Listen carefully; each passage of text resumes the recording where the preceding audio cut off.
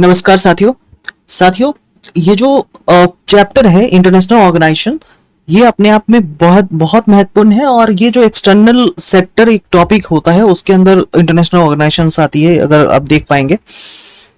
और लगभग 200 प्रश्न है। तो आपको पता है कि इतनी जो प्रश्नों की क्वांटिटी इतनी ज्यादा है कि उसको एक वीडियोस में तो समाहित करना आसान नहीं होगा, और डिटेल एक्सप्लेनेशंस के साथ जाएंगे तो थोड़ा समय लगेगा।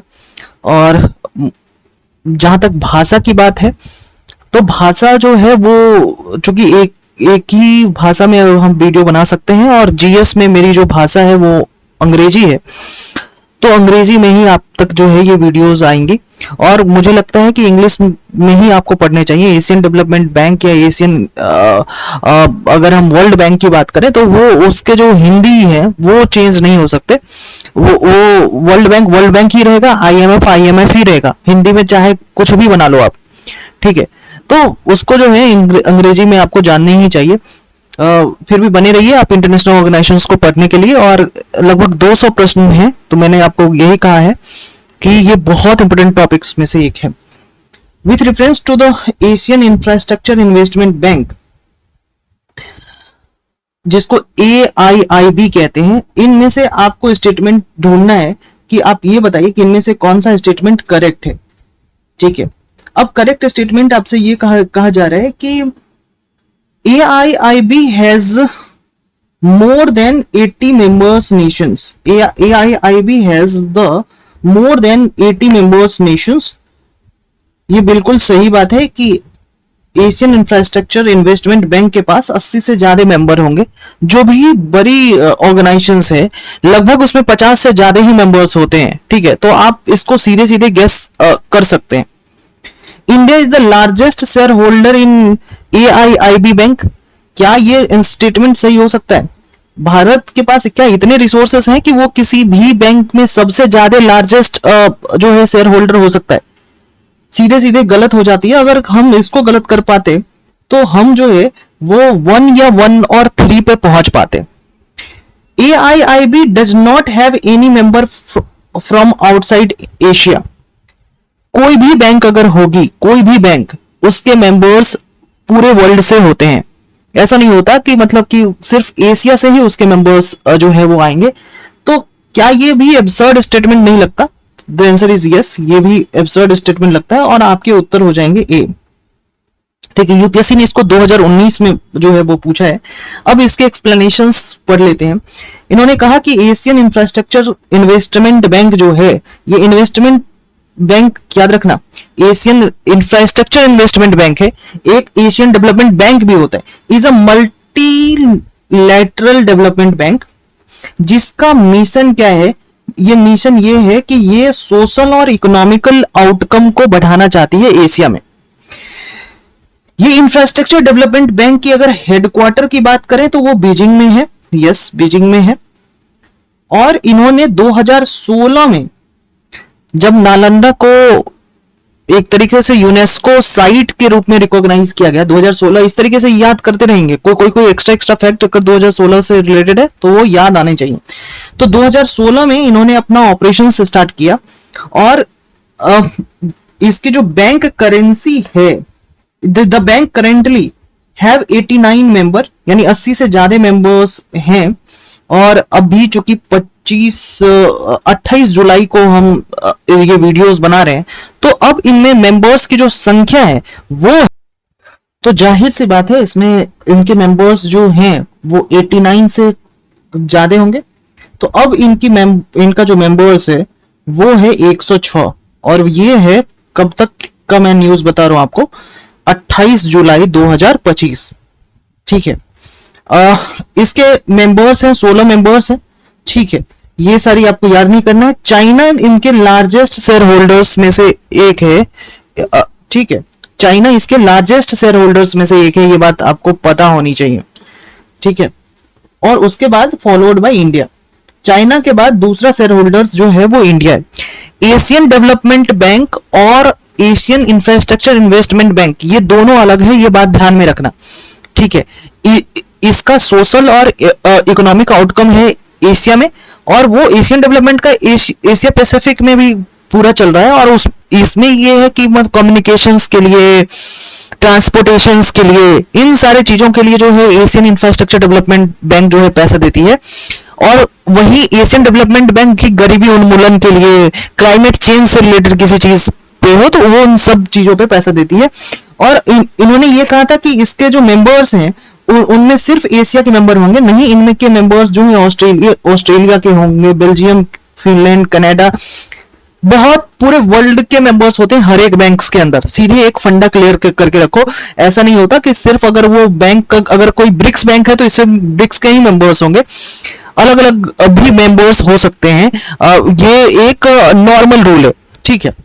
अब दूसरे नंबर क्वेश्चंस पे आते हैं कि दूसरा नंबर क्वेश्चन है कि where was the first world summit on social development under the aegis of UNESCO held.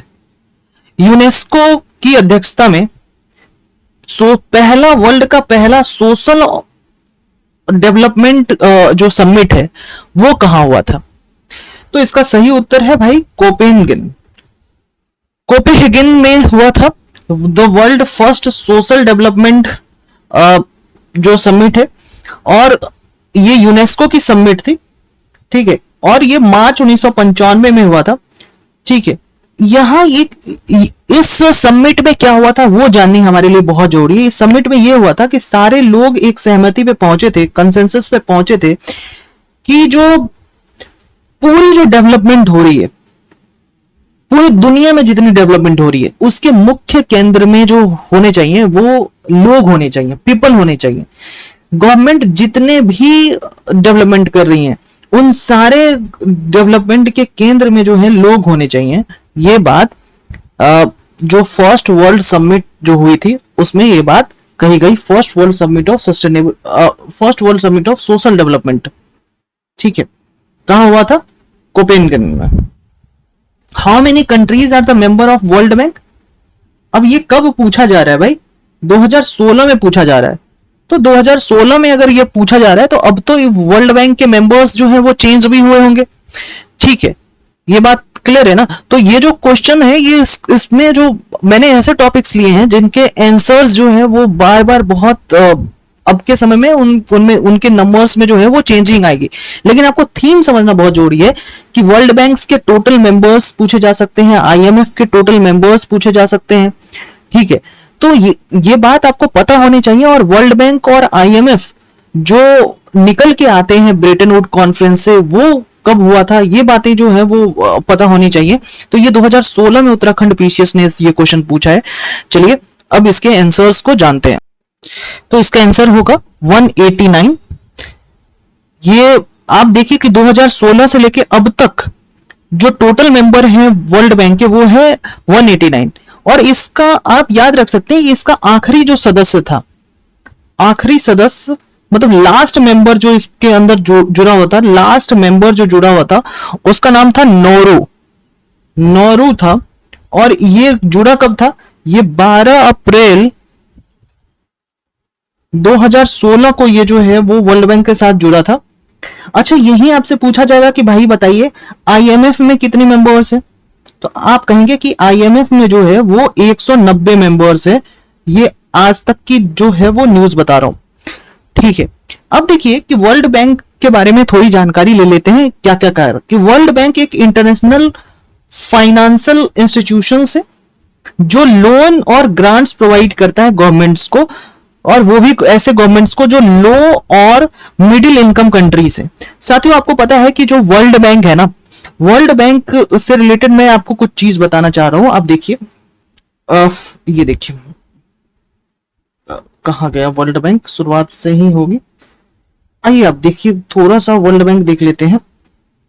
देखिए कि जब 1944 के अंदर आप देखिए तो जब ब्रेटन वुड कॉन्फ्रेंस हो रही थी, तो ब्रेटन वुड कॉन्फ्रेंस के बाद दो ऑर्गेनाइजेशंस निकलकर सामने आती हैं। हालांकि ऑर्गेनाइजेशंस तो 3 होने की बात थी, लेकिन एक ऑर्गेनाइजेशन बन नहीं पाया, तो 2 ऑर्गेनाइजेशन निकल के सामने आती है। एक है इंटरनेशनल मॉनेटरी फंड, जिसके बारे में आईएमएफ, जिसके बारे में मैंने आपको बताया। और आईएमएफ का काम क्या है कि जो बैलेंस ऑफ पेमेंट्स होता है उसको ठीक ठाक करके रखना, हर एक देश के कि जो बैलेंस ऑफ पेमेंट है, एक्सचेंज रेट है, यानी उन देशों को जो है वो क्या करना कि मतलब संभालना, ठीक है। और दूसरा जो ऑर्गेनाइजेशन बना था उसका नाम था international bank for reconstruction and development, जिसको आईबीआरडी कहते हैं, और इसी आईबीआरडी का नाम है वर्ल्ड बैंक।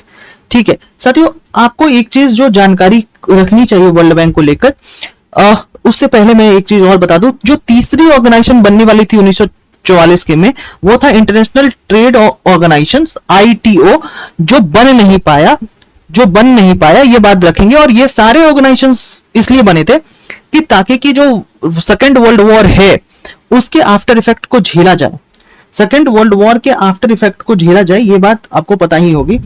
ठीक है, अब चलिए वर्ल्ड बैंक से रिलेटेड कुछ जानकारी आपको दे दूं। ठीक है, कहाँ गया वर्ल्ड बैंक?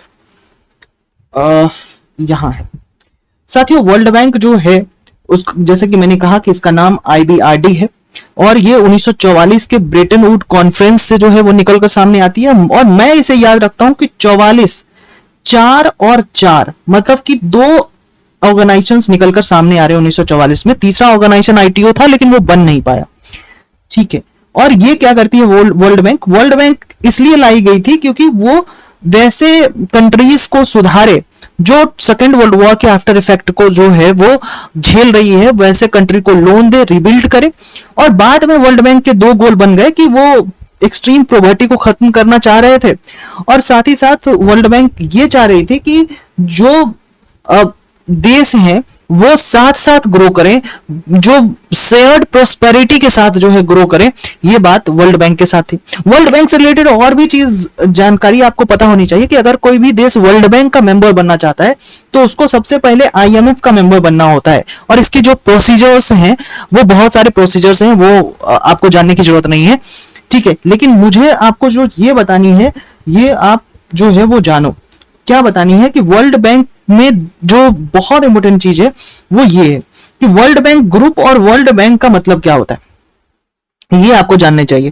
देखिए, वर्ल्ड बैंक का मतलब जो होता है सिर्फ आईबीआरडी नहीं है, आईबीआरडी और आईडीए ये दोनों वर्ल्ड बैंक होता है। ठीक है, और देखिए क्या है, आईबीआरडी का तो मतलब आप समझ चुके हैं। ठीक है, और आईडीए देखिए वर्ल्ड बैंक ग्रुप में दो है, एक है इंटरनेशनल डेवलपमेंट एसोसिएशन जिसको आईडीए कहते हैं, और एक है आईबीआरडी। यही दोनों मिलकर क्या बनाता है? World bank. यही दोनों मिलकर क्या बनाता है भाई? World bank. ठीक है, ये दोनों मिलकर वर्ल्ड बैंक बना रही है। अब देखो कि अगर हम कहते हैं आईबीआरडी क्या है, तो आईबीआरडी वो है कि जो छोटे छोटे कंट्रियों को लोन और गारंटी प्रोवाइड करती है कि भाई आपको जो है हम लोन देंगे लो इनकम कंट्रीज को। और वहीं आईडीए क्या है? इंटरनेशनल डेवलपमेंट एसोसिएशन क्या है? ये जीरो इंटरेस्ट लोन जो है प्रोवाइड करती है छोटे कंट्रीज को, कंसेशनल लोन प्रोवाइड करती है पुअरेस्ट कंट्रीज को। ये बात आपको ध्यान में रखनी पड़ेगी, आईबीआरडी और आईडीए। ठीक है, ये दोनों जो है मिलकर वर्ल्ड बैंक बनाती है, बाकी आपको कुछ याद नहीं करना है। दूसरी बात, वर्ल्ड बैंक ग्रुप में 5 चीज मिला के वर्ल्ड बैंक ग्रुप बनता है। एक तो वर्ल्ड बैंक, आईबीआरडी और आईडीए ये होगा, और 3 चीज और है। 3 चीज है आईएफसी, मीगा और आईसीएसआईडी। आईसीएसआईडी का मतलब होता है international centre for settlement of investment and disputes. ठीक है, international centre for settlement and dispute, जिसका भारत मेंबर नहीं है। ठीक है, तो भारत जिसका मेंबर नहीं है, तो आप कहेंगे कि वर्ल्ड बैंक का मेंबर तो भारत है, वर्ल्ड बैंक ग्रुप का मेंबर भारत नहीं है। आईसीएसआईडी को भारत ने यह कहा है कि इसको रेटिफाई नहीं किया, भारत ने इसके मेंबर्स में ही भारत है ही नहीं। ठीक है, ये आईएफसी और मीगा इन दोनों के मेंबर्स में भारत है। आप देखिए यहां लिख के जो है उन्होंने रखा है कि India is not a member of ICSID. ठीक है, क्योंकि जो भारत है ना, और मीगा का जो मेंबर है भारत 1994 में बना। इतना याद करने की आवश्यकता नहीं है, मैं ये कह रहा हूं कि ये इक्वेशंस आपको पता होने चाहिए, फिर क्या ही बात है। ठीक है, क्लियर है, ये बात पता है। अब हम जो है वो आ जाते हैं, आप बहुत ज्यादा इधर उधर जाने की जरूरत नहीं है।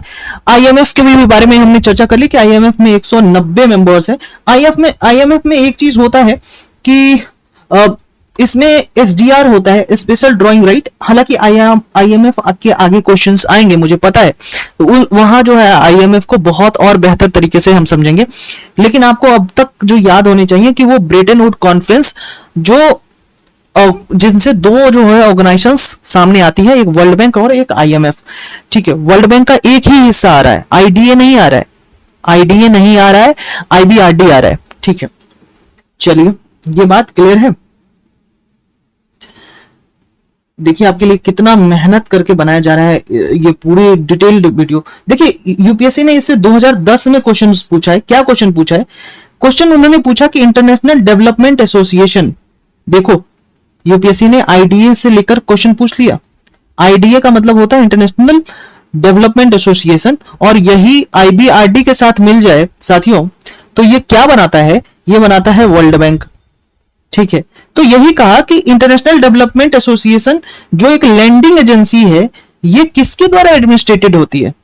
ये किसके द्वारा एडमिनिस्ट्रेटेड होती है? तो आपको पता है कि आईडीए जो है इसके ऊपर भी बैठा हुआ है जो संगठन है वो आईबीआरडी है, यानी international bank for reconstruction and development. सबसे आसान और सबसे बउआ क्वेश्चन है, इसको कहेंगे बउआ क्वेश्चन। ठीक है, ये कैसे बउआ हुआ? जब मैंने आपको थोड़े डिटेल्ड तरीके से इसको बताया है। अब देखिए इंटरनेशनल डेवलपमेंट एसोसिएशन जो है वो वर्ल्ड बैंक ग्रुप का जो पार्ट है, और वर्ल्ड बैंक ग्रुप का क्या कि वर्ल्ड बैंक का भी पार्ट है। अभी हमने इक्वेशंस बताए हैं, और ये एक ऐसी एजेंसी है जो एडमिनिस्ट्रेट करती है international bank for reconstruction and development to provide the assistance on the concessionary terms to the poorest countries. यानी कि लोन जो है ना, लोन कैसे कंसेशंस पे दिए जाए पुअरेस्ट कंट्रीज को, ये बात जो है वो ये ऑर्गेनाइजेशन तय करती है। तो ये नहीं कि ये एक एजेंसी है, ठीक है, जो कि एडमिनिस्ट्रेटेड होती है आईबीआरडी के द्वारा। क्लियर है? चलिए आइए अगली बात करते हैं, ग्लोबल इंफ्रास्ट्रक्चर फैसिलिटी। क्या है भाई ग्लोबल इंफ्रास्ट्रक्चर फैसिलिटी? देखिए ग्लोबल इंफ्रास्ट्रक्चर फैसिलिटी क्या है, ये यूपीएससी ने 2017 में ये क्वेश्चन पूछा है, इसलिए बहुत इंपॉर्टेंट। देखो यूपीएससी हो या स्टेट पीसीएस हो, ये कम से कम 3-4 ऐसे ऑर्गेनाइजेशंस हैं जिनसे क्वेश्चंस पूछना ही पूछना है, चाहे वो वर्ल्ड बैंक हो जाए, चाहे वो आईएमएफ हो जाए, चाहे वो डब्ल्यूटीओ हो जाए। इनसे क्वेश्चंस, ये तीनों से क्वेश्चंस पूछे ही पूछे जाएंगे। इससे भागने का जो है वो कहीं तरीका आपको मिलेगा नहीं। तो ग्लोबल इंफ्रास्ट्रक्चर फैसिलिटी की बात है, और चूंकि ग्लोबल इंफ्रास्ट्रक्चर फैसिलिटी की बात कर रहे हैं तो ये क्या है? ये एक वर्ल्ड बैंक की कोलैबोरेशंस है कि world bank collaboration that facilitate the preparation and structuring of complex infrastructure private public partnership to enable mobilisation of private sector and institution investor capital. देखिए ये बात ना बहुत इंपॉर्टेंट है कि वर्ल्ड बैंक चाहती है कि जो प्राइवेट मेंबर्स हैं वो कंट्री की डेवलपमेंट में जो है वो भाग लें। इसके लिए वर्ल्ड बैंक इनकरेज करती है, तो उसके लिए वर्ल्ड बैंक लेके आई है ग्लोबल इंफ्रास्ट्रक्चर फैसिलिटी। अब देखिए ग्लोबल इंफ्रास्ट्रक्चर फैसिलिटी के लिए इन्होंने क्या क्या कह रखा है।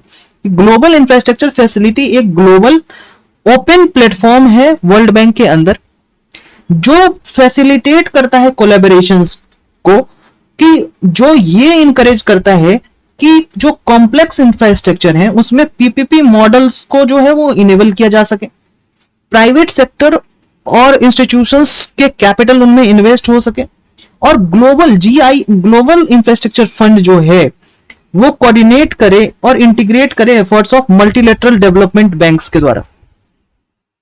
ठीक है, इतनी जानकारी आपको जो है वो चाहिए। और ग्लोबल जो अब देखिए ग्लोबल इंफ्रास्ट्रक्चर फैसिलिटी जो है वो वर्ल्ड बैंक के द्वारा लॉन्च हुआ था 2014 में। ये जानकारी बहुत इंपॉर्टेंट है। ग्लोबल इंफ्रास्ट्रक्चर फैसिलिटी किसके द्वारा लॉन्च हुई है? वर्ल्ड बैंक के द्वारा। और कब लॉन्च हुई है? 2014 में। और ये क्या चाहती है कि ये चाहती है कि पीपीपी मॉडल्स के ऊपर जो है प्राइवेट सेक्टर के पैसे जो है वो लगे कॉम्प्लेक्स प्रोग्राम्स में के अंदर। ठीक है, आगे बढ़ते हैं। अब आपसे ये पूछा जा रहा है कि भाइयों वर्ल्ड डेवलपमेंट रिपोर्ट जो एनुअली पब्लिश होती है, वर्ल्ड डेवलपमेंट रिपोर्ट जो एनुअली पब्लिश होती है वो कौन निकालता है? देखिए आपको वर्ल्ड डेवलपमेंट इंडेक्स जो रिपोर्ट जो एनुअली पब्लिश होती है ये कौन निकालता है? जैसा कि नाम से ही क्लियर, वर्ल्ड बैंक के बहुत सारे रिपोर्ट्स और बहुत सारी जो इंडेक्सेस है वो सारे जो है उसके आगे वर्ल्ड या ग्लोबल लगा रहेगा। ठीक है, तो जैसे ही वर्ल्ड या ग्लोबल लगा रहे तो और इकोनॉमिक्स से जुड़ा हो रहे तो आप वर्ल्ड बैंक की तरफ भागेंगे। ठीक है, तो वर्ल्ड डेवलपमेंट रिपोर्ट जो है वो IBRD जो है वो निकालती है एनुअल पब्लिकेशन से। क्या है आप देखिए, वर्ल्ड डेवलपमेंट रिपोर्ट एक एनुअल रिपोर्ट है जो पब्लिश करती है IBRD, यानी IBRD जिसको वर्ल्ड बैंक भी कहेंगे। ठीक है, क्लियर है? अब देखिए कि वर्ल्ड डेवलपमेंट जो रिपोर्ट है उसमें 2001 की थीम आपसे पूछी जा रही है। तो 2001 की थीम जो है वो अटैकिंग पॉवर्टी, 2001 तक तो पॉवर्टी को ही अटैक करते रहेंगे। अब इस क्वेश्चंस को अगर थोड़ा रिफ्रेम करना पड़ेगा, क्योंकि मैं आपके साथ अभी जो है वो बात कर रहा हूं। तो वर्ल्ड डेवलपमेंट रिपोर्ट 2001 की नहीं बात करेंगे, अब न्यू वाली बात करेंगे। 2025 में अगर वर्ल्ड डेवलपमेंट रिपोर्ट 2025 की बात करें तो इसके अंदर जो थीम क्या है, standard for development. Standard for development ये थीम से जो है वो निकाल रहा है। एक स्टैंडर्ड होना चाहिए, चाहे वो मैंडेटरी हो या वॉलंटरी स्टैंडर्ड हो। इस बेसिस पे जो है वो उन्होंने थीम निकालकर जो है वो वर्ल्ड डेवलपमेंट रिपोर्ट की बात की है। देखिए, वर्ल्ड डेवलपमेंट रिपोर्ट 2001 की जो थीम थी यही कि पॉवर्टी को अटैक करना है, अपॉर्चुनिटी, एम्पावरमेंट और सिक्योरिटी लेके आनी है। हालांकि 2021 की थीम देखिए, 2021 में थीम था कि डेटा फॉर बेटर लाइफ, और 2022 की जो इसकी थीम थी कि is finance for equitable recovery. ठीक है, कि 21-22 के अंदर तो आप देखेंगे ना भाई, क्योंकि यहाँ जो है कोविड-19 चल रहा था तो डेटा ही बहुत इंपॉर्टेंट है उस समय। और 2022 में चूंकि कोविड-19 के आफ्टर इफेक्ट्स से बचाना है लोगों को, तो finance for equitable recovery, recovery किससे, कि मतलब कि कोविड-19 के जो आफ्टर इफेक्ट है उनसे रिकवरी के लिए चाहिए। और 2025 में स्टैंडर्ड फॉर डेवलपमेंट, डेवलपमेंट के लिए क्या स्टैंडर्ड होने चाहिए वो उन्होंने जो है वो लेकर आए हैं। चलिए, according to the world development report the low income economies are those which per capita GNP। देखो, वर्ल्ड डेवलपमेंट रिपोर्ट के अंतर्गत सबसे पहले आपको जो है वो करेंगे, सब ये बताएंगे कि low income country, high income country और मिडिल इनकम कंट्री और हाई इनकम कंट्री जो है वो कैसे तय किए जाते हैं। ये बात भी बहुत इंपॉर्टेंट है। तो मैं आपको ये कहना चाहता हूं, एक सेकेंड आप देखिए, तो इसको देखिए अब क्या कर सकते हैं। इसके ये जो है ना ये क्वेश्चंस, इस क्वेश्चन को थोड़ा सा फ्रेम करते हैं, आपको बता देते हैं इसमें कि हम लो इनकम ग्रुप की बात करें और पर कैपिटल लो इनकम ग्रुप के अंदर अगर आप जाते हैं तो ये जो है ना ये चेंज हो चुका है। मिडिल इनकम ये सारे चेंज हो चुके हैं और ये हम बैठे हुए हैं किसमें, 2025 में। और ये किसने पूछा है भाई, यूपीएससी ने पूछा था 1998 में, फिर भी ये जरूरी है इसलिए जो है हम इसको चेंज करते हैं। लो इनकम अगर कंट्री है, अगर आपके जो डॉलर है, अगर आपका पर कैपिटा इनकम है, आपके यहाँ का प्रति व्यक्ति जो ग्रॉस नेशनल इनकम है वो $1135 से कम है, अगर कम है तो आप जो है वो लो इनकम कंट्रीज में काउंट होते हैं। ठीक है, अब ये है कि लोअर मिडिल और अपर मिडिल की बात कर ले तो लोअर मिडिल है कि 1136 ले लीजिए, यहां से 1136 से लेके आप 4465 तक अगर आप चले जाते हैं, इनके बीच में है तो आप लोअर मिडिल हैं। ठीक है, और अगर आप 4465 है ना, ये 4466 ले लीजिए, यहां से 4466 से 13,845 पे चले जाएं, 13,845 पे चले जाएं 4465 से, तो आप अपर मिडिल इनकम वाले कंट्री हो जाएंगे। और हाई इनकम वाले कंट्री में अगर आप जाना चाहें तो इससे आगे, मतलब कि 13,845 से अगर आगे आप निकल जा रहे हैं या उससे अधिक, तो आप हाई इनकम कंट्रीज में आएंगे। ये डेटा याद रखना, ये बहुत इंपॉर्टेंट MPQ का क्वेश्चन है। बाद में जब मैं आपको बताऊंगा ना तो इसी डेटा को जो है इस्तेमाल करेंगे हम। ठीक है, लो इनकम कंट्रीज जो हैं वो 1135 से कम है, 1136 से लेके 4465 के बीच में अगर ग्रॉस नेशनल इनकम है प्रति व्यक्ति, प्रति व्यक्ति ग्रॉस नेशनल इनकम जो है पर कैपिटा, वो जो है वो क्या, उसको क्या कहेंगे, लोअर मिडिल, और अपर मिडिल जो है वो 4466 से लेके 13,845 तक पहुंच जाए, और 13,845 से ऊपर चले जाए तो वो हायर इनकम वाले जो है वो कंट्रीज हैं।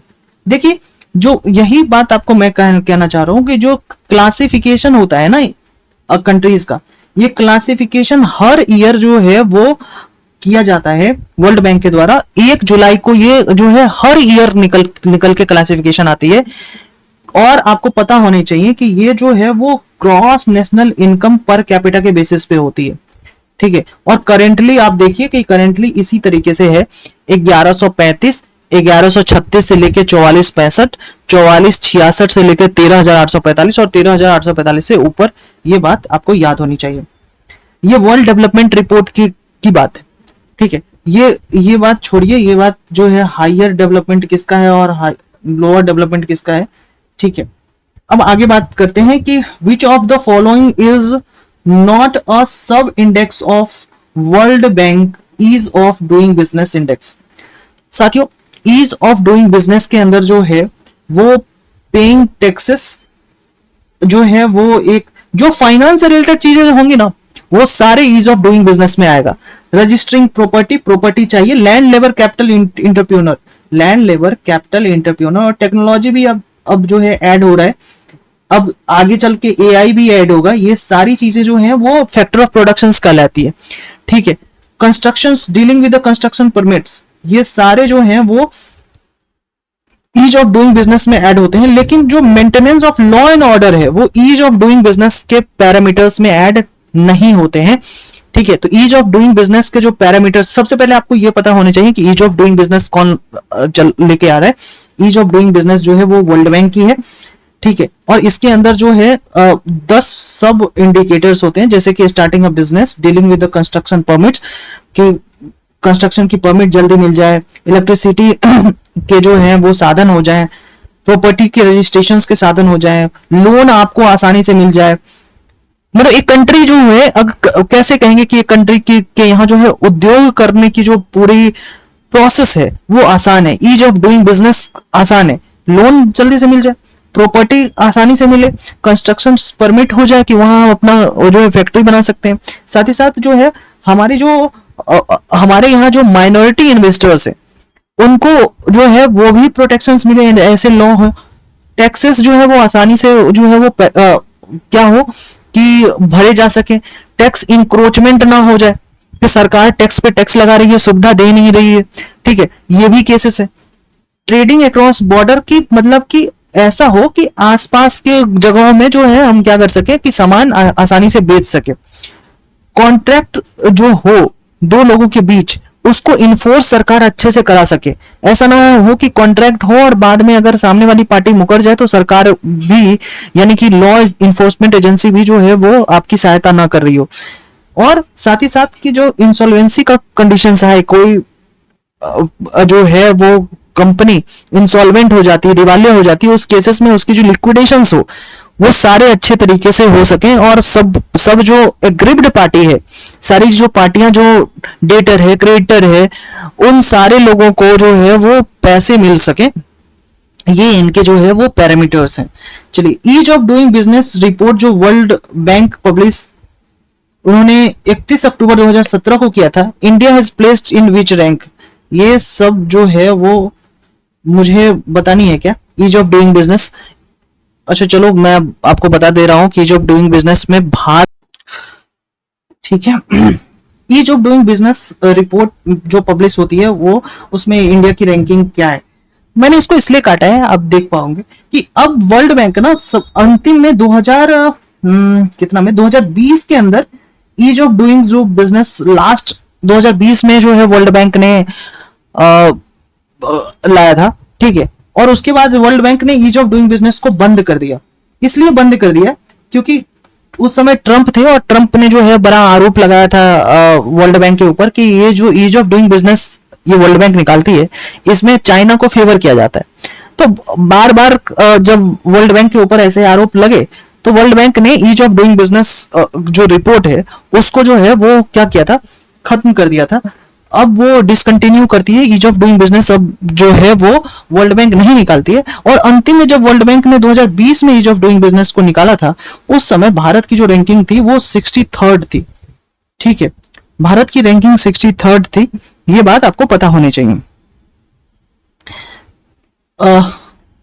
ये देखिए कि वर्ल्ड बैंक ने रिलीज किया था ईज ऑफ डूइंग बिजनेस, और अक्टूबर 2020 से इंडिया जो है वो 63rd थी, यहाँ देखिए लिखा हुआ ही है।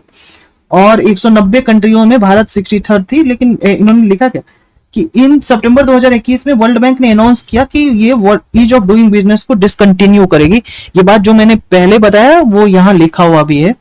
ठीक है, मैं आप ही के साथ पढ़ रहा हूं, अब देखिए कि यहाँ लिखा हुआ भी है। ठीक है, अब चलिए 12वें नंबर क्वेश्चन पे कि ease of doing business index sometimes scenes in the news. उस समय बहुत न्यूज में था, 2016 है ना, नहीं 2020 में ना वो हटाया है।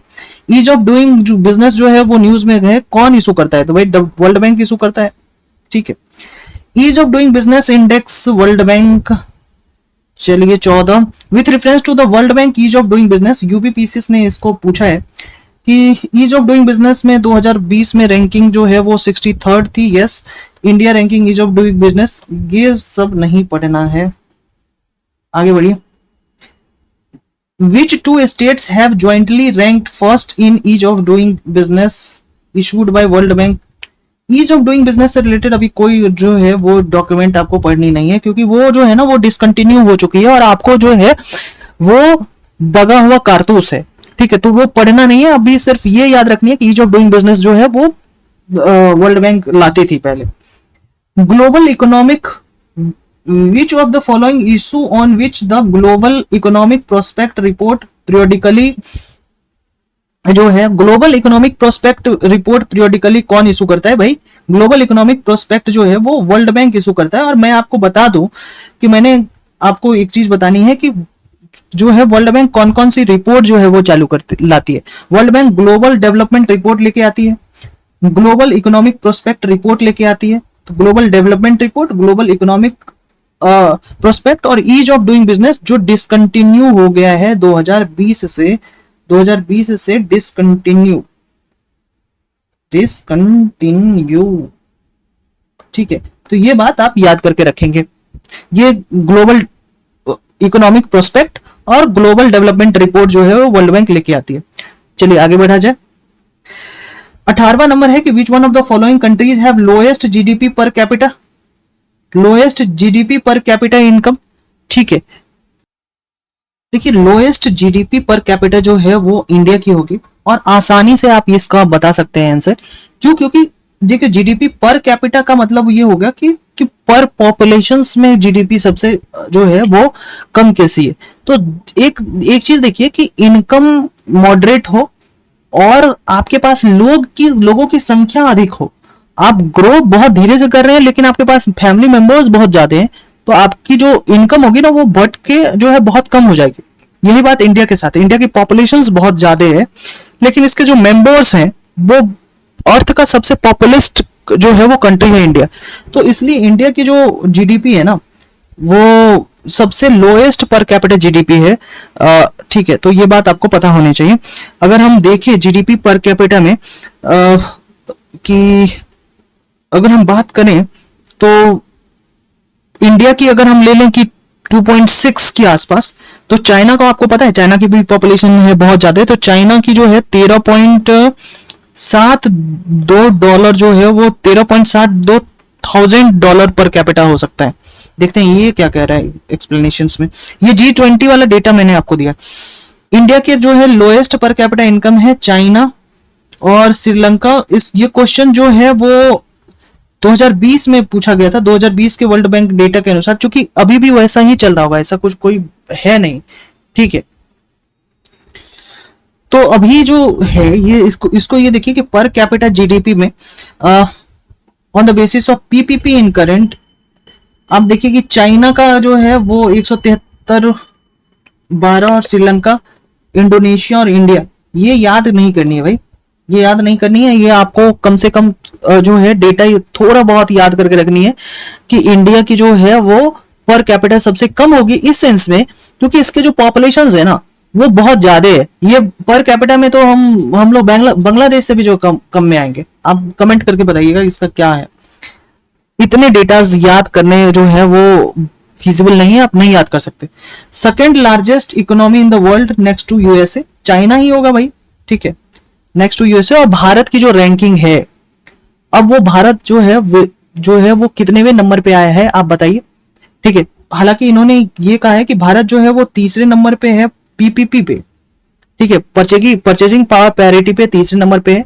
लेकिन जो अगर हम बात करें वैसे तो भारत कितनेवें नंबर पे है और किस कंट्री को छोड़ के भारत यहां पहुंचा है, और इसको मैंने पिछले वीडियोस में भी आपको बताया, आप बताएंगे।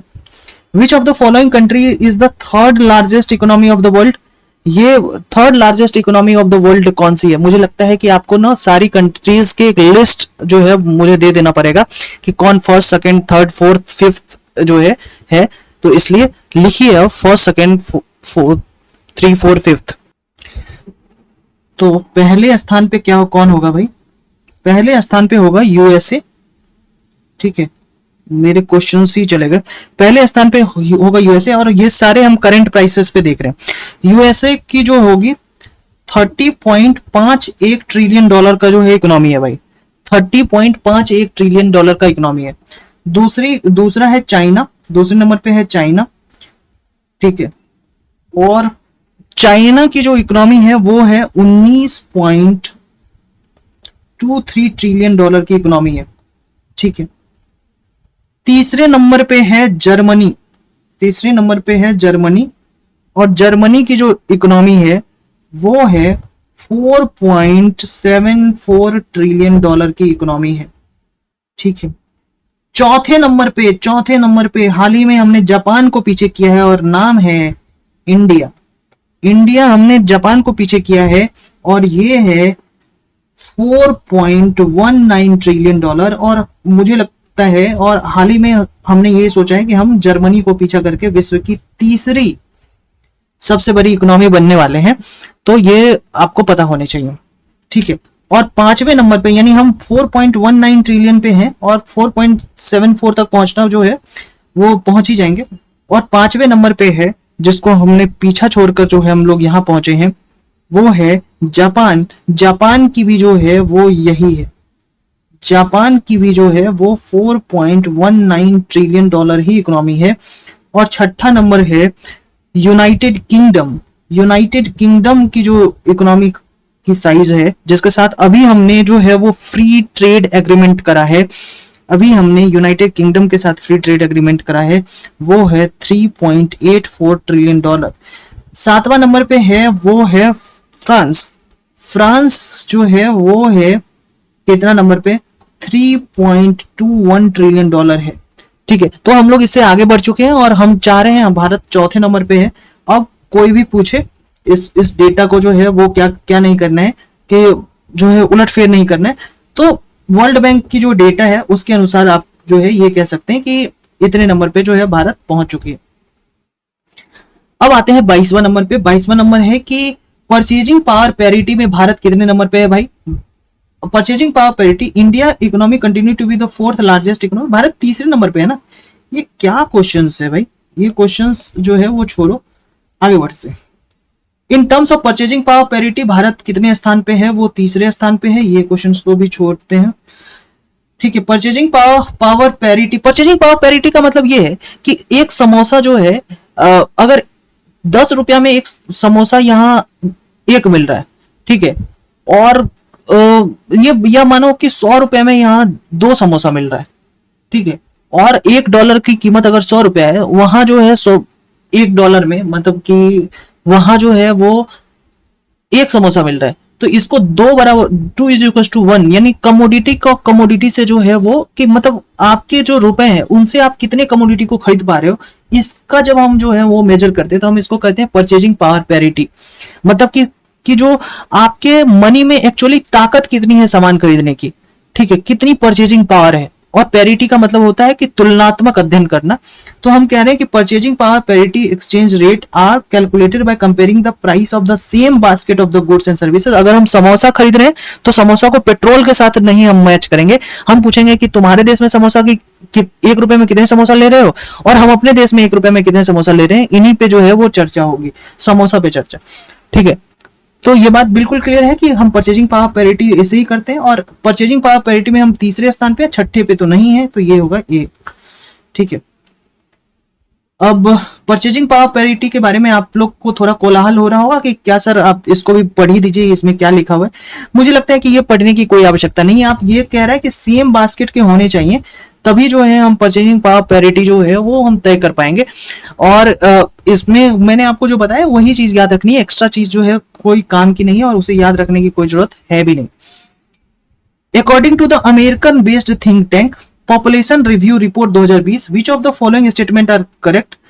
India's GDP in 2019 was 209 lakh crore. India emerge the 5th largest economy of the world, और India overtook the countries like Britain and France. अभी हमने देखा, अभी मैंने आपको जो है वो 7 कंट्रियों के जो है लिस्ट बताए, उसमें जो है हमारा जो हमने आपको जो बताया कि अब देखिए कि हमारी जो इकोनॉमी की जो साइज है, हम तो ब्रिटेन और फ्रांस को कब के पीछे छोड़ चुके हैं। हमारा 4.19 ट्रिलियन है और हम तो है जापान के समतुल्य बैठे हुए हैं, तो हमने ब्रिटेन और फ्रांस को जो है कब का छोड़ दिया है, और 5th लार्जेस्ट इकोनॉमी जो है हम बन ही गए थे।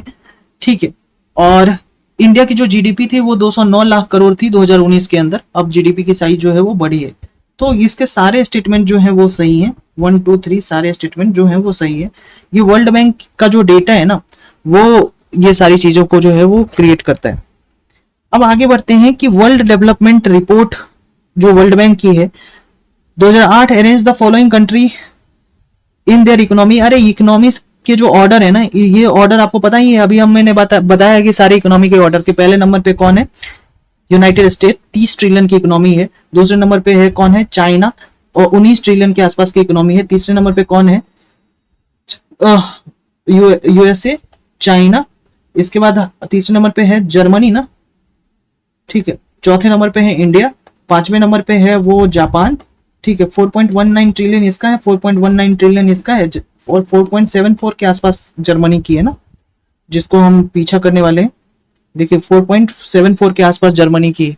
ये बात मैंने बताया, और यही जो है वो रिपीट होता जाएगा, इसमें कुछ बताने के लिए आपके लिए रह नहीं जाएगा, ठीक है। 27वां नंबर है, और हम इंटरनेशनल ऑर्गेनाइजेशंस पढ़ रहे हैं, ठीक है। 27वां नंबर है कि इनमें बताइए कि most international agency which fund development programmes in India on intergovernmental bilateral agreements mainly provide, क्या क्या प्रोवाइड करती है, ठीक है। जो बहुत सारे इंटरनेशनल एजेंसी है जो हमारे यहाँ डेवलपमेंट प्रोग्राम्स को फंड करती है, वो क्या क्या प्रोवाइड करती है।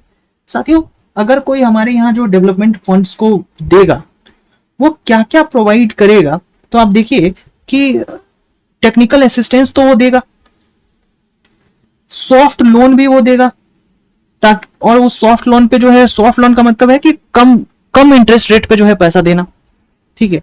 इंटर गवर्नमेंट एजेंसी उसको कहते हैं। Grant not required to be paid back, yes grant भी देता है, कि ग्रांट का मतलब यह है कि लोन का पैसा नहीं, हम ऐसे दे रहे हैं हम, लेकिन पैसा वापस नहीं लेंगे आपसे। Food assistant to elevate poverty, नहीं, ये food assistant to elevate poverty नहीं देता। अगर वो आपको कोई इंटरनेशनल ऑर्गेनाइजेशन है जो आपके यहाँ सिर्फ सीधे हेल्प करने के लिए आया है, तो ये फूड असिस्टेंस नहीं देगा। टेक्निकल हेल्प चाहिए, लोन चाहिए, ये सारे पैसे आपको देंगे। तो 1 2 3 जो है वो सही है। यूपीएससी ने इसे 1996 में पूछा था, कोई इसका मतलब नहीं है, ठीक है। ये क्वेश्चंस ना पूछे जाएंगे, और ये क्वेश्चंस इतने बेसिक हैं कि इसमें से कुछ आप ढूंढ भी नहीं पाओगे इसके आंसर्स के एक्सप्लेनेशन से। Loan and grants for the improvement of infrastructure, infrastructures को बढ़ाने के लिए लोन एंड ग्रांट्स जो है वो कौन दे रहा है भाई? नाम से ही क्लियर है, इंफ्रास्ट्रक्चर को बढ़ाने के लिए लोन्स एंड ग्रांट्स जो है वो वर्ल्ड बैंक जो है वो प्रोवाइड कर रहा है। कि aid India consortium was organised in 1958, international scheme to support the economic development of India led by the World Bank. This later comes to known as the Indian Development Forum, or the World Bank provides the long term loans for the improvement of infrastructure, ठीक है। Long term loan और infrastructure developments के लिए world bank ही loan देती है, ठीक है। Indian development forum, ये बात याद करके रखो, यही ऊपर वाले का ही एक्सप्लेनेशंस जो है वो नीचे दिया गया है, और ये इसे बीपीएससी ने पूछ लिया है 2008 के अंदर, इसलिए बहुत इंपॉर्टेंट है, ठीक है। तो वर्ल्ड बैंक ने एड इंडिया कंसोर्टियम जो है वो 1958 में बनाया। ये एक इंटरनेशनल स्कीम था जो इकोनॉमिक डेवलपमेंट, भारत की इकोनॉमिक डेवलपमेंट को सपोर्ट करती, और यही जो एड इंडिया कंसोर्टियम है वो इंडियन डेवलपमेंट बैंक बन गया, ठीक है। तो आपसे यही पूछा जा रहा है कि इंडियन डेवलपमेंट फोरम आईडीएफ, उसको अर्लियर किस नाम से जानते हैं? एड इंडिया कंसोर्टियम, और ये बना कब था? 1958 में। देखो कहां से क्वेश्चन पूछ दिया इन्होंने, ठीक है। अब देखो यही बात है, which one of the following Indian state has recently sign 220 million agreement to the world bank. World bank के साथ बिहार ने साइन किया था 2011, 2010-11 के आसपास की बात है भाई। 2011 में बिहार ने 220 मिलियन डॉलर एग्रीमेंट साइन किया था, बिहार कोसी रिकवरी प्रोजेक्ट। तो बिहार कोसी रिकवरी प्रोजेक्ट किसके साथ है भाई? ये अगर बिहार की बात कर रहे हैं तो वर्ल्ड बैंक के साथ है, ठीक है। आगे बातचीत करते हैं वर्ल्ड बैंक से। अभी तक हम लोग एक ही इंटरनेशनल ऑर्गेनाइजेशंस को पढ़ चुके हैं, वो है वर्ल्ड बैंक। वर्ल्ड बैंक पे ही इतने सारे क्वेश्चन है। World bank has announced an approval of loans and concessional credit. आपको पता है कंसेशनल क्रेडिट के लिए जो है एक ऑर्गेनाइजेशन हमने पढ़ा था पूरा, आईबीआरडी और आईडीए, ये दोनों मिलकर वर्ल्ड बैंक बनाती है, of 600 million in 2007 to India for briefing up to its. किसके लिए दिया था इन्होंने 600 मिलियन डॉलर? ये 2007 में पूछा है भाई, रूरल कोऑपरेटिव स्ट्रक्चर्स के लिए जो है वो दिया था। ये कोई जरूरी नहीं है, ऐसे प्रश्न जो है वो ना ही इनको पढ़े तो कोई दिक्कत नहीं है। वर्ल्ड बैंक ने रिसेंटली सैंक्शन किया है 944 करोड़ रुपए। उस समय जो पहले के प्रश्न होते थे उनमें यही डेटा से ही स्पेसिफिक क्वेश्चंस पूछते थे कि वर्ल्ड बैंक ने हाल ही में 944 करोड़ रुपए दिए हैं, आपको ये बताना है कि वो किस लिए दिए, तो रोड बनाने के लिए दिए थे, ठीक है। तो इसमें क्या ही डेटा हम निकाल के ले पाए और क्या ही जीएस के क्वेश्चंस आपके सामने जो है हम लेके आते हैं। नेशनल एग्रीकल्चर इनोवेशन प्रोजेक्ट जो कि आईसीएआर के द्वारा जो है इंप्लीमेंटेड है, with credit assistance from the world bank, it has got how many components.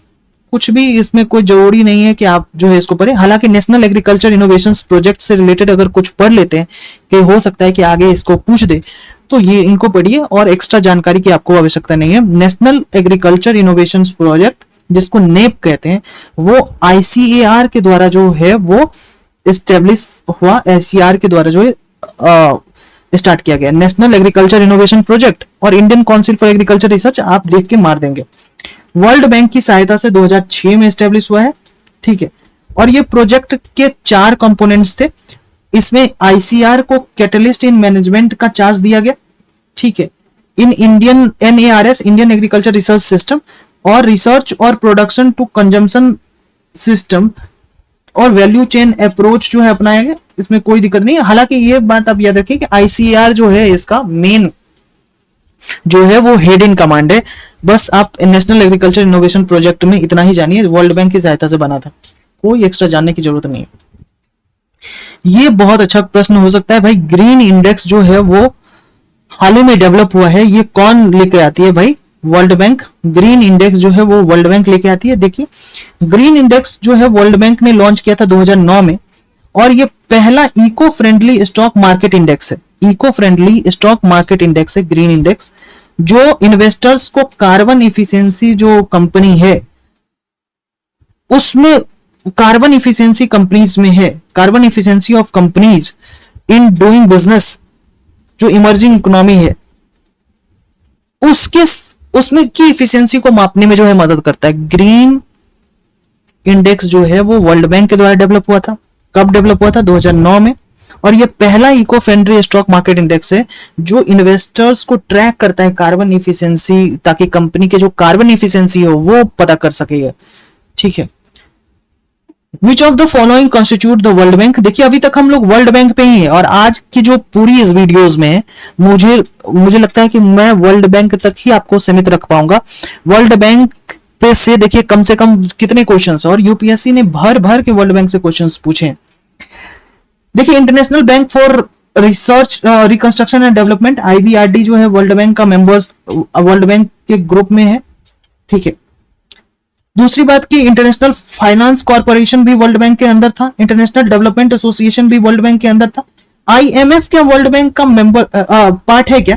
IMF world bank का पार्ट नहीं है, ये 1944 में ब्रेटन वुड कॉन्फ्रेंस से जो है वो सामने आया, ठीक है। तो ये चौथा नहीं होगा, 1 2 3 जो है वो वर्ल्ड बैंक कहा जा सकता है, ठीक है। और वर्ल्ड बैंक के अंदर आईबीआरडी भी आता है, आईडीए भी आ सकता है, आईएफसी भी आता है, मीगा भी आता है, आईसीएसआईडी भी आता है। और मैंने आईसीएसआईडी के अंदर कहा था कि भारत इसका सिग्नेटरी नहीं है, भारत इसका मेंबर नहीं है। कोई भी डिस्प्यूट हो जाए तो उसकी सेटलमेंट के लिए भारत ने जो है इसको साइन नहीं करा है, ठीक है। भारत जो है मल्टीलेटरल इन्वेस्टमेंट गारंटी एजेंसी की सिग्नेटरी है, ये 1994-95 भारत में साइन किया था। इसके अंदर ये है कि अगर कोई लॉ एंड ऑर्डर का सिचुएशन पैदा होता है उस समय गारंटी कौन देगा कि हमारा इन्वेस्टमेंट जो है वो बाकी रहेगा, तो भारत ने इसको जो है वो साइन करा था, ठीक है, ये मीगा को, ठीक है। आइए आगे बढ़ते हैं। वर्ल्ड बैंक कब एस्टेब्लिश किया गया भाई? कितना आसान क्वेश्चन है, 1945 में। हालांकि अगर यहां 1944 दे देता तो वहां आप फंस जाते, ठीक है, क्योंकि मैंने बार बार आपको कहा कि 1944 में जो है वर्ल्ड बैंक जो है की संकल्पना सामने आई। तो 1944 में ब्रेटन वुड कॉन्फ्रेंस हुआ था, ठीक है। तो ब्रेटन वुड कॉन्फ्रेंस में दो संस्थाएं बन के आई थी, एक तो आईएमएफ बन के आया था और एक जो है वो आईबीआरडी बन के आया था। लेकिन इफेक्टिवली अगर बात करें तो इफेक्टिवली जो है वो 27 दिसंबर 1945 को जो है वो वर्ल्ड बैंक बना। और वर्ल्ड बैंक का जो हेडक्वार्टर है वो वाशिंगटन डीसी में, ठीक है। हेडक्वार्टर कहाँ है भाई? वाशिंगटन डीसी में, हमने देख लिया, ठीक है। वर्ल्ड बैंक सबको वास करता है, W for world bank, W for Washington DC, W बराबर W जो है हेडक्वार्टर, ऐसे याद कर सकते हो। विच of the following world bank affiliates provides assistance for poverty alleviation? साथियों असिस्टेंस फॉर पॉवर्टी एलिवेशन यानी कि गरीबी उन्मूलन के लिए वर्ल्ड की जो पोरेस्ट कंट्रीज हैं उनको जो है वो कम दामों पर जो है वो लोन प्रोवाइड करना, ये कौन सी जो है वो वर्ल्ड बैंक की संस्था काम करती है? इसमें आती है इंटरनेशनल डेवलपमेंट एसोसिएशन, आईडीए जो है इस पर काम करती है, ये बात ध्यान में रखना। International development association, international development association जो 1960 में बना, कब बना है भाई? 1960 में। और आईडीए एक is a member of the world bank which offers concessional loan, ये बात याद रखना भाई। आईडीए में डेवलपमेंट में कंसेशनल लोन और grants to the world poorest countries, ठीक है। आईडीए का एम है कि वो पॉवर्टी को रिड्यूस करे और by providing zero interest loan, यानी कि क्रेडिट जिसको कहते हैं, जीरो इंटरेस्ट लोन, कि कोई बिना इंटरेस्ट के लोन जो है आईडीए प्रोवाइड करता है ताकि कि जीरो पॉवर्टी तक पहुंचा जा सके, ठीक है। और उनकी इकोनॉमी को जो है वो बेहतर बनाया जा सके, हर एक देश में जो इनइक्वालिटीज है उनको कम करने की जो है बात ये कह रहा है, ठीक है। अब 39वां नंबर क्वेश्चन है कि regarding the international monetary fund, क्या हम लोग आईएमएफ पे पहुंच चुके हैं क्या? यस, आईएमएफ पे अब हम पहुंच चुके हैं। 1944 में जो ब्रेटन वुड कॉन्फ्रेंस के अंदर जो संस्थाएं बनी थी उनमें दूसरा है आईएमएफ। आईएमएफ के बारे में कह रहा है कि which one of the following statement is correct? IMF क्या करता है? आईएमएफ जो है वो लोन देता है ओनली अपने मेंबर्स को, आईएमएफ किसी दूसरे मेंबर्स को लोन नहीं देता है। आईएमएफ के अंदर अगर आप मेंबर्स हैं तभी आपको लोन मिलेगा। साथियों आईएमएफ से रिलेटेड कुछ जो चीजें हैं वो मैं आपको बता दूं, आईएमएफ को समझने से पहले आपको आसानी पैदा होगी। आइए आईएमएफ को समझते हैं। एक देखिए कि आईएमएफ की जो संकल्पना है वो हमने कहा था कि आईएमएफ जो है 1944 के अंदर ब्रेटन वुड कॉन्फ्रेंस से सामने आया। आईएमएफ ये है कि आपके कंट्री की जो एक्सचेंज रेट है उस एक्सचेंज रेट को कैसे जो है वो स्टेबल किया जा सके, ठीक है, कैसे उसको रोका जा सके, इस पर काम करती है। साथ ही साथ आपके यहाँ के जो पेमेंट बैलेंस ऑफ पेमेंट की जो डिफिकल्टीज है उनको कैसे जो है वो रोका जा सके, इस पर आईएमएफ काम करती है। आईएमएफ का फंक्शन क्या होता है? आईएमएफ आपको पॉलिसी एडवाइस देती है, जब भी पैसा आपको देगी साथ ही साथ अपना एडवाइस भी देगी कि ये करो वो करो, टैक्स बढ़ाओ, टैक्स कम करो, सब्सिडी कम करो, ये सारी चीजें जो है वो आईएमएफ देती है। और आईएमएफ का जो है पूरा टीम आता है आपको लोन देने के लिए। पाकिस्तान का एग्जांपल ले लीजिए, अगर पाकिस्तान को आईएमएफ ने लोन दिया होगा तो पाकिस्तान के जो है वो आके वहां जो है वो टीम देखती है कि तुमने इतने पैसे जो है वो मिलिट्री के फंड में क्यों रखा है, तुमको वो कम करने चाहिए, इतने पैसे होने चाहिए, टैक्सेस को बढ़ाओ, ठीक है, अपनी इकोनॉमी को और खोलो। ये सारी चीजें जो है आईएमएफ लोन देने से पहले करता है, और भारत एक बार आईएमएफ के पास पहुंचा है, आपको पता ही है। आईएमएफ का पूरा स्ट्रक्चर देखते हैं कि आईएमएफ में क्या का जो सबसे बड़ा बॉडी होता है उसको बोर्ड ऑफ गवर्नर्स कहते हैं। बोर्ड ऑफ गवर्नर्स जो है वो हाईएस्ट डिसीजन मेकिंग बॉडी होता है, और इस बोर्ड ऑफ गवर्नर्स में जो है वो हर एक देश अपना अपना एक क्या करता है कि एक मेंबर्स को चुनकर भेजता है, और बोर्ड ऑफ गवर्नर्स जो है वो यूजुअली जो कोई देश है उसका जो है वो हेड जो फाइनेंस मिनिस्टर होता है वो होता है, या आरबीआई का जो हेड होता है वो आरबीआई गवर्नर या तो बोर्ड ऑफ गवर्नर्स में शामिल होता है आईएमएफ के, या उस देश का फाइनेंस मिनिस्टर होता है, ठीक है। आईएमएफ के अंदर जो है एक कोटा होती है जिसको कहते हैं स्पेशल ड्रॉइंग राइट्स। साथियों, स्पेशल ड्रॉइंग राइट्स आपको मिलता है। स्पेशल ड्रॉइंग राइट्स के अंदर ये है कि आप क्या कर सकते हैं, ये एक तरीके का मनी है। अब आईएमएफ में आप जितना देखिए क्या है कि आईएमएफ में ये स्पेशल ड्रॉइंग राइट्स आपको मिलती है, और ये जितना राइट्स जितना वेटेज आपको आईएमएफ देगी उतने उतने रुपए जो है आप भजा भी सकते हैं, मतलब कि इसके बदले ये पैसा देंगे, आप हार्ड मनी भी ले सकते हैं। यानी एसडीआर का मतलब ये है स्पेशल ड्रॉइंग राइट, कि अगर आपको कहीं ऐसा हो रहा है कि आपको दिक्कत हो रही है, आपके यहाँ बैलेंस ऑफ पेमेंट बिगड़ रहा है और आपको पैसे चाहिए और बहुत जल्दी पैसे चाहिए, तो स्पेशल ड्रॉइंग राइट थोड़ा सरेंडर करो और उसके बदले में आपको पैसे मिल जाएंगे, ठीक है। और आईएमएफ के अंदर जो स्पेशल ड्रॉइंग राइट है वो कैसे मिलते हैं, जितने पैसे आप जो है वो आईएमएफ को दोगे उस बेसिस पे, देखो स्पेशल ड्रॉइंग राइट्स के कुछ वेटेज होते हैं, उनके बेसिस पे जो है वो स्पेशल ड्रॉइंग राइट्स मिलता है। इस कोटा के बेसिस पे स्पेशल ड्रॉइंग राइट्स मिलता है। जैसे कि अगर आपके की कंट्री की जो जीडीपी है वो बहुत अच्छी है तो 50% जो है वो नंबर आपको आपकी कंट्री के जीडीपी पे के लिए मिलता है। आपकी कंट्री जो कि ओपननेस के लिए 30% जो है वो मार्क्स मिलते हैं। आपके इकोनॉमिक वेरिएबिलिटी के लिए 15%, और इंटरनेशनल रिजर्व्स के लिए आपके यहाँ फॉरेन एक्सचेंज रिजर्व कितना है 5%। इन सारे के वेटेज निकाल के आपको एसडीआर मिलता है, और इस एसडीआर का फायदा जो है आप क्या कर सकते हैं, उठा सकते हैं किसमें, कि पैसे लेने में, ठीक है। साथ ही साथ जो वोटिंग आप करते हैं ना, आईएमएफ की जो वोटिंग होती है वो कितने आपके कोटा हैं उस बेसिस पे वोटिंग होता है। इसलिए अमेरिका की वोटिंग जो है वो सबसे अधिक है इसमें आईएमएफ में, ठीक है। हालांकि डब्ल्यूटीओ की जो वोटिंग पैटर्न है वो अलग है आईएमएफ से। डब्ल्यूटीओ बराबर की एक मेंबर बराबर एक वोट, आईएमएफ में ऐसा नहीं होता। आईएमएफ में ये होता है कि जितना आपका कोटा है बराबर उतनी वोटिंग, ठीक है।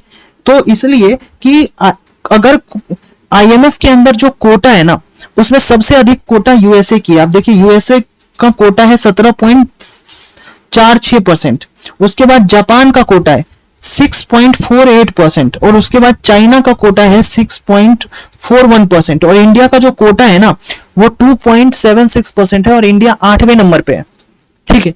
तो एसडीआर जो है वो अगर आपसे कोई पूछे तो आप कहेंगे कि एसडीआर एक एसेट्स है, भारत सरकार के लिए एसेट्स है, ये फॉरेन रिजर्व्स में भी जो है वो गिना जाता है, जो आईएमएफ के द्वारा क्रिएट किया गया था 1969 के अंदर। और एसडीआर का मतलब ये है कि इसके बदले जो है हम हार्ड मनी भी ले सकते हैं, ठीक है। आईएमएफ में कुछ रिफॉर्म्स चाहिए, बिल्कुल रिफॉर्म्स चाहिए आईएमएफ के अंदर, और ये रिफॉर्म्स जो है हालांकि आप क्या करेंगे, ये मेंस के अंदर पढ़नी है कि आईएमएफ में क्या क्या रिफॉर्म्स चाहिए। देखिए आईएमएफ के जो हेड होते हैं ना वो जनरली यूरोपियंस ही होते हैं, ये दिक्कत है। आईएमएफ का जो कोटा है वो कोटा में चेंज भी तभी होगा जब 85% मेजोरिटी जो है वो माने। आप खुद से अपनी कोटा भी चेंज नहीं कर सकते, और भारत तो 8वें नंबर पे है कोटा के अंदर, ठीक है। तो ये चीजें हैं आईएमएफ में जो दिक्कतें पैदा करती हैं, ठीक है। तो आईएमएफ के बारे में हमने देखा कि आईएमएफ जुलाई 1940 में United Nation Bretton Woods conference में बना, ठीक है। लेकिन आईएमएफ जो है वो 1945 में जो है वो आता है अपनी वजूद में, 27 दिसंबर 1945 को अपने वजूद में आता है आईएमएफ। ये बात जो है आप देख पाएंगे 27 दिसंबर 1945 में आईएमएफ जो है वो ये आता है।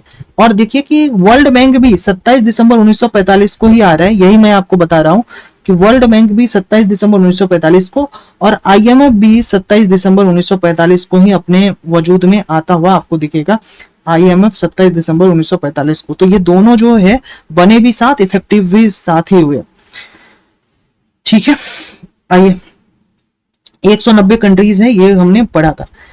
आईएमएफ का मेन फंक्शन क्या है, हमने अभी आपको बताया। आईएमएफ का मेन फंक्शन है जो बैलेंस ऑफ पेमेंट की जो प्रॉब्लम है ना, वो उसको सॉल्व करना है, इसकी मेन फंक्शन। आईएमएफ जो है उसके लोन का पैसा कहाँ इस्तेमाल आप कर सकते हैं। आईएमएफ का लोन का पैसा जो है वो इस्तेमाल होता है कि जब आपको बैलेंस ऑफ पेमेंट का जो दिक्कत होता है ना, उस समय।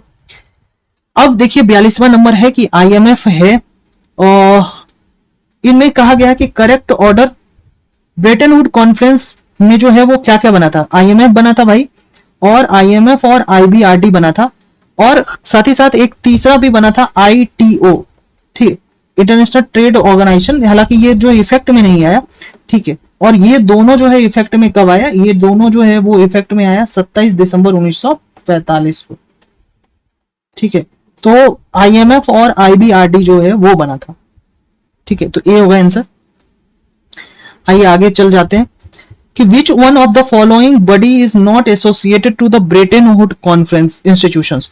तो वर्ल्ड बैंक तो यूनाइटेड नेशंस ब्रेटन वुड से नहीं था, world trade organisation Bretton Wood से नहीं था, तो ये क्वेश्चन ही गलत हो गया अपने आप में भाई, ठीक है। तो इस क्वेश्चन को डिलीट करो, इसमें जाना ही नहीं है। 44वां नंबर है कि how is the United nation monetary and financial conference wherein the agreement were signed to set the IBRD get IMF commonly known as। ये भी क्वेश्चंस जो है वो एक तरीके से गलत है। चलिए 45वां नंबर आते हैं, which under which agreement international IMF was established। कितना पप्पू क्वेश्चन है, ठीक है। ब्रेटन वुड कॉन्फ्रेंस में बना था 1944 के अंदर, ठीक है। 27 दिसंबर 1945 को जो है ये एक ऑर्गेनाइजेशन के रूप में बना। At present how many members in IMF. 190 members है आईएमएफ के अंदर, 189 मेंबर है क्या वर्ल्ड बैंक के अंदर, ठीक है। लास्ट मेंबर 12 अप्रैल 2016 को बना है, ठीक है। और 2016 से इसमें कोई चेंज हुआ। नोरू नाम का जो देश है वो इसका मेंबर बना था, हमने अभी देखा था इसको।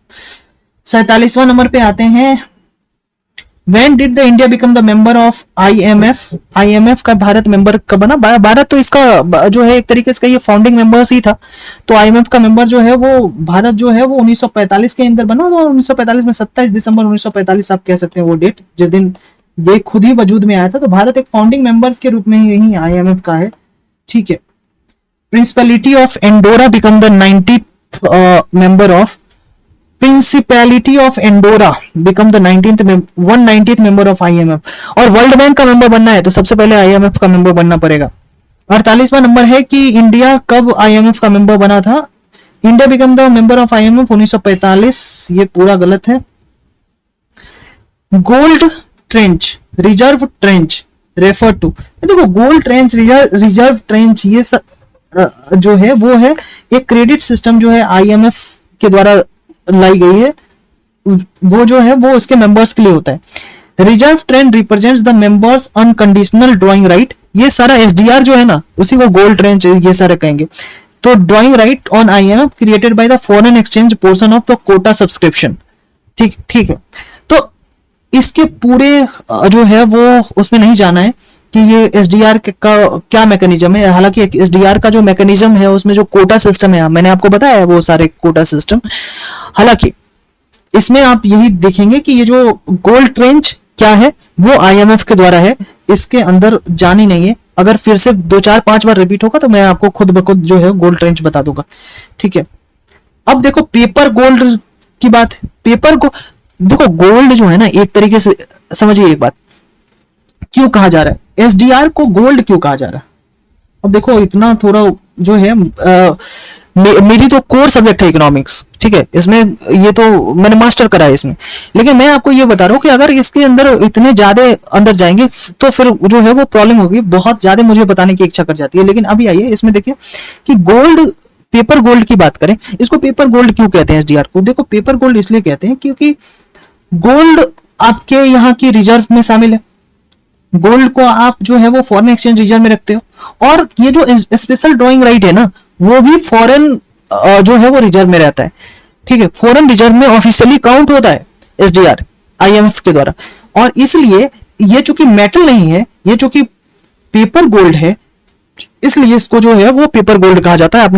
आपने समझा कि एसडीआर को पेपर गोल्ड इसलिए कहते हैं क्योंकि ये जो है एक तरीके से पैसा जो है ये आपको देगा ही। जब समय आएगी, जब भी कंट्री जो है ऐसे फाइनेंशियल सिचुएशन में फंसेगा, जब भी पेमेंट की रिक्वायर होगी, फॉरेन एक्सचेंज को बेचने की जरूरत होगी, उसमें हम काउंट करते हैं स्पेशल ड्रॉइंग राइट को।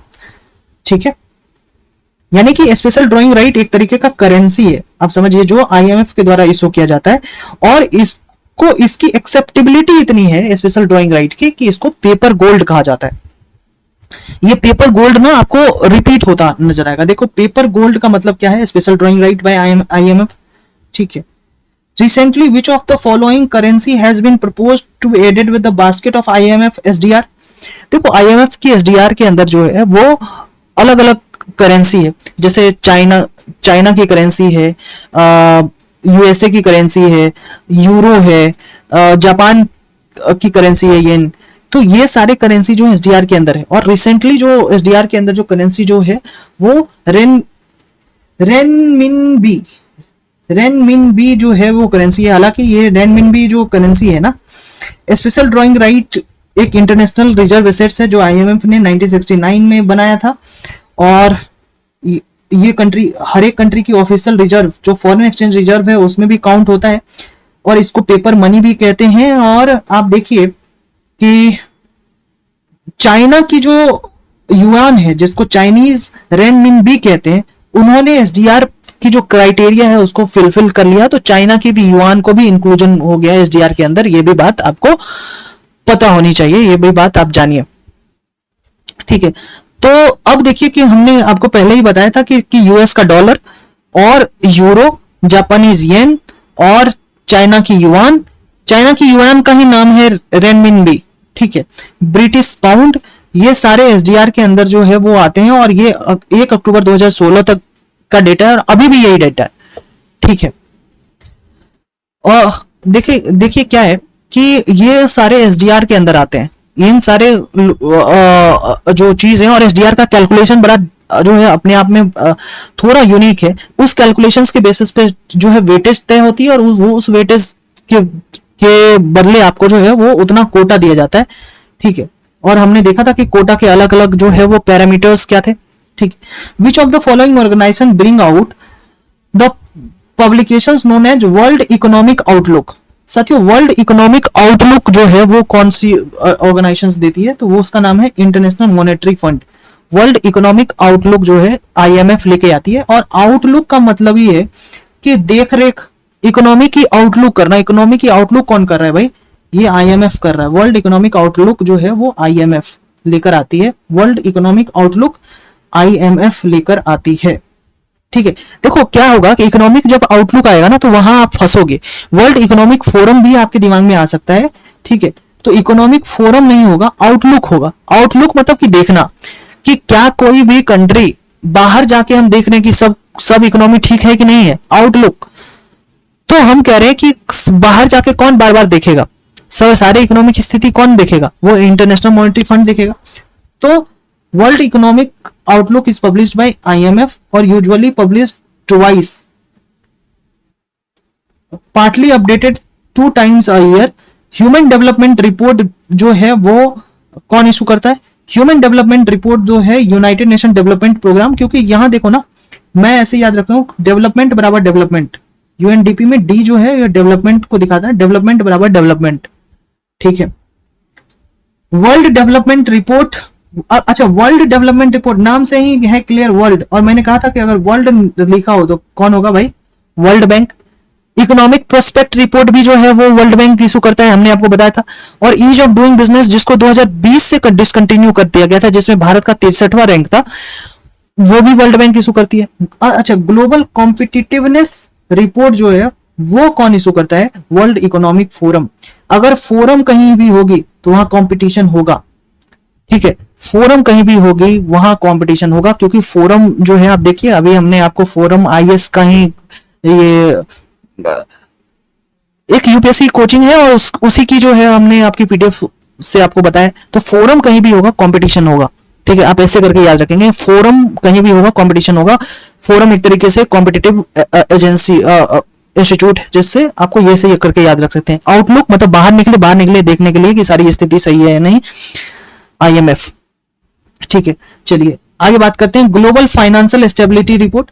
अब देखिए फाइनेंशियल स्टेबिलिटी की भी बात की जाए, अगर हम फाइनेंशियल स्टेबिलिटी की बात कर रहे हैं, आउटलुक बाहर जाके देखने की बात कर रहे हैं, तो ये कौन लेके आएगा भाई? तो फाइनेंशियल स्टेबिलिटी भी जो इंटरनेशनल मॉनेटरी फंड, नाम से क्लियर है, कभी कोई ना जो नाम को देखिए, नाम से क्लियर है, इंटरनेशनल मॉनेटरी फंड, ठीक है। इसके बाद हम आगे आते हैं कि कौन सा इकोनॉमिक्स है जिसको अपॉइंट किया गया economic counsellor and director of IMF research के लिए। तो अभी देखिए आईएमएफ से भारत की तरफ से कौन है भाई? गीता गोपीनाथ। और वर्ल्ड बैंक में भारत की तरफ से कौन था है? वो एक जो पगड़ी लगाते हैं यार, क्या नाम वो उसका भूल गया, अब नाम बताइए तो उनका। तो जो वर्ल्ड बैंक के जो हैं वो सिख हैं, मैं नाम ही भूल गया। गीता गोपीनाथ जो है वो पहली डिप्टी मैनेजिंग डायरेक्टर जो है वो वर्ल्ड बैंक की थी, ठीक है। अभी गीता गोपीनाथ वर्ल्ड बैंक ये आईएमएफ के अंदर नहीं है। Main security guard of international trade. अब देखो डब्ल्यूटीओ पे हम पहुंच चुके हैं और डब्ल्यूटीओ को जो है हम अगले वीडियोस में पढ़ेंगे। और हमने क्या किया है कि वर्ल्ड बैंक और आईएमएफ को इतने बेहतरीन तरीके से पढ़ा है कि मुझे लगता है कि इन दोनों ऑर्गेनाइजेशन से अब जो क्वेश्चंस कहीं से भी पूछे जाए तो आप कहीं भी घबराएंगे नहीं, और आप जो है वो लगता है कि हर तरीके से उत्तर दे सकते हैं, चाहे उसके कंपोजिशंस की बात होता है, चाहे वो कब आया, कब बना, कितने रिपोर्ट जो है वो आ रहे हैं, और अगले जो है अगले ऑर्गेनाइजेशंस को पढ़ेंगे। Thank you very much, enough for today.